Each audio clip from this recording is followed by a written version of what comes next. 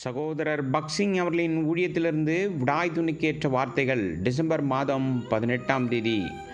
அவர்களோடே அவர் பந்தி இருக்கையில் அவர் அப்பத்தை எடுத்து ஆசிர்வதித்து அதை பிட்டு அவர்களுக்கு கொடுத்தார். அப்பொழுது அவர்களுடைய கண்கள் திறக்கப்பட்டு அவரை அறிந்தார்கள். லூக்கா சுவிசேஷம் 24வது அதிகாரம் 30 மற்றும் 31வது வசனங்கள். எருசலேமிலிருந்து எம்மாவு என்ற கிராமத்துக்கு போகும் வழியில் 2 சீஷர்களுக்கு நம்முடைய ஆண்டவர் உயிர்த்தெழுந்த பிறகு 4வது முறையாக தரிசனமானார். அவர்கள் ஜெருசலேமில் நடந்த விசித்திரமான காரியங்களை பற்றி விவாதித்தனர். கல்லறைக்கு சென்ற ஸ்திரீகள் ஆண்டவரை கண்டதாக சொன்னார்கள்.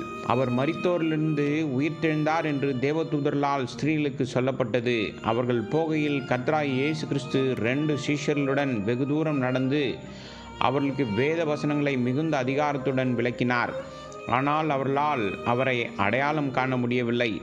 மாலையில் யூதர்களின் வழக்கப்படி உணவருந்திய போது அவர்களுடைய சொந்த வேண்டுகோளின்படி அவர்களுடன் அவர் தங்க வந்தபோது அவர் அப்பத்தை எடுத்து ஸ்தோத்திரம் பண்ணி அதை பிட்டார். பின்னர் அவர்கள் அப்பம் பிற்கும் செயலில் அவரை அடையாளம் கண்டு கொண்டார்கள்.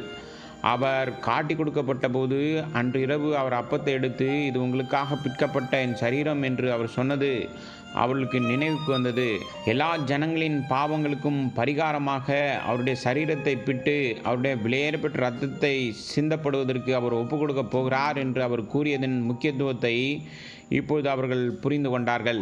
அவர் நமக்காக மரித்ததற்காகவும் நம்முடைய பாவங்களுக்காக கல்வாரி சிலுவையில் மரித்ததற்காகவும் நமக்காக அவருடைய முழு சரீரத்தையும் பிட்டு ஒப்புக் கொடுத்ததற்காகவும் நம்முடைய ஆண்டவருக்கு முழு இருதயத்தோடு நன்றி கூறும்போதுதான் இந்த அற்புதமான உயிர்த்தெழுதலின் வல்லமையை நாம் அனுபவிக்க தொடங்குகிறோம். இதனால் தான் ஞாயிற்றுக்கிழமை காலை கர்த்தருடைய மேஜையை சுற்றி நாம் ஆராதிப்பது மிகவும் விலையேறப்பெற்றது மற்றும் பயனுள்ளதாக இருக்கிறது.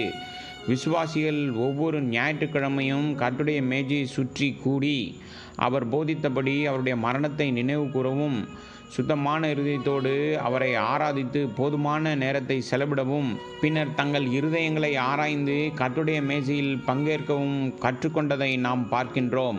நாம் காரியங்களை சரி செய்யும்போது ஆவிக்குரிய வளர்ச்சியும் முன்னேற்றமும் ஏற்படுகிறது.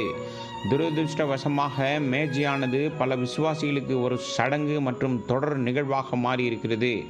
கர்த்தருடைய பந்தியில் பங்கு கொள்வதற்கு முன் பரிசுத்தமான ஆராதனையின் மதிப்பை அவர்கள் உணரவில்லை. இதனால்தான் அவர்கள் தங்களுடைய வாழ்க்கையை தரிசு மற்றும் ஒப்பீட்டளவில் வறண்டதாகவே வைத்திருக்கிறார்கள். விசுவாசிகள் கர்த்தரை அவருடைய மேஜையை சுற்றி ஆராதிக்க கற்றுக்கொள்வது மிகவும் முக்கியமாகும். அப்பொழுதுதான் அவர்கள் ஆவிக்குரிய ரீதியில் மிகவும் விரைவான வளர்ச்சியை அடைவார்கள். மேலும் அவர்கள் தேவ கிருபையிலும் அறிவிலும் வளருவார்கள்.